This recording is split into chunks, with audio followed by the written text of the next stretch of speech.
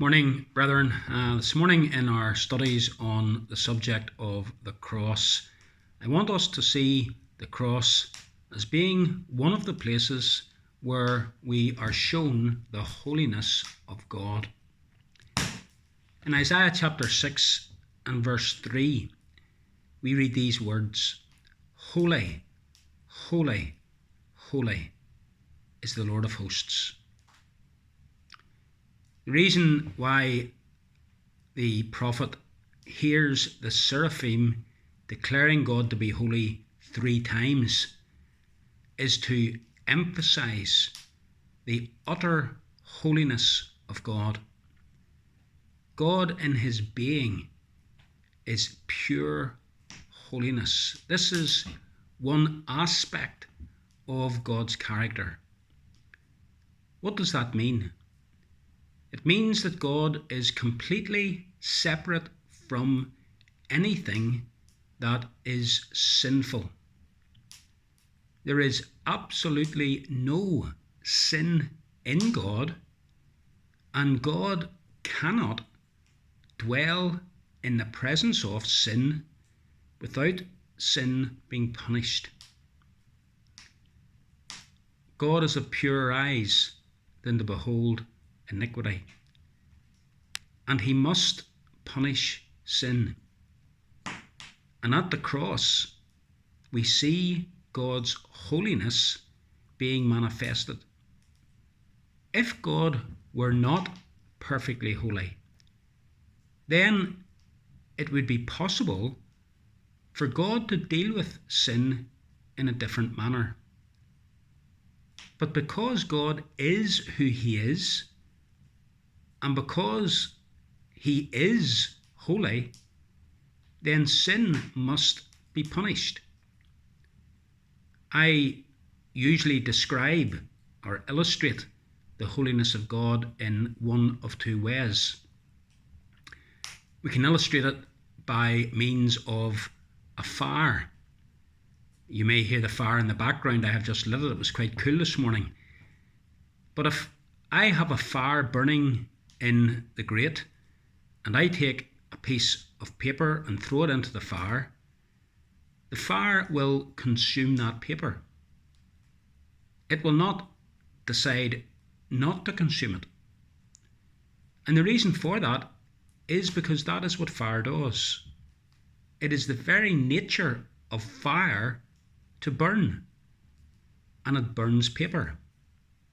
Or perhaps I could illustrate it in another way.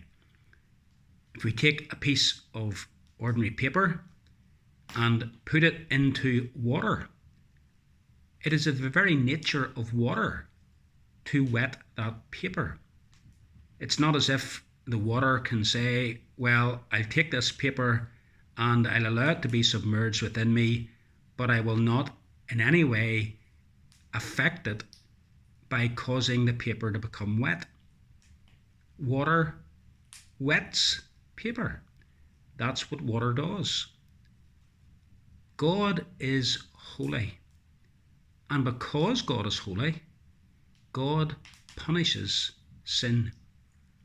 And throughout the Bible, God has shown us time and time again that this is what God in his holiness does. He punishes sin.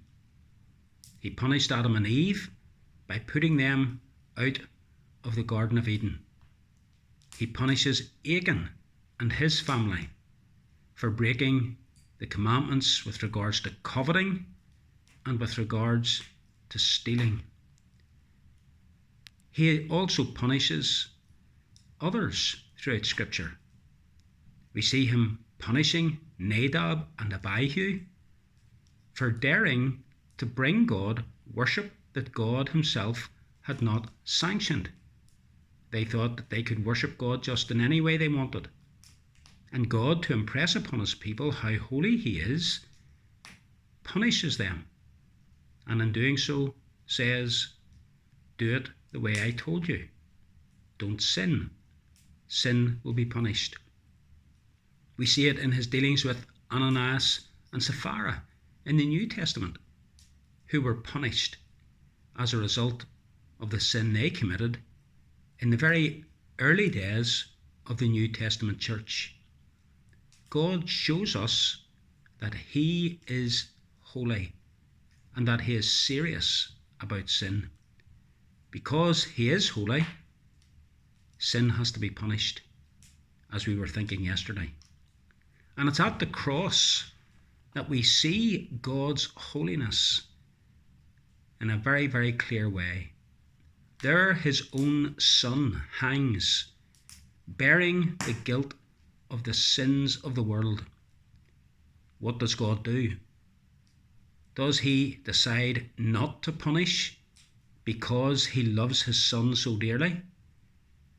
Does he, on account of that strong, unbreakable bond of love between him and his only Son, does he decide not to pour out his wrath?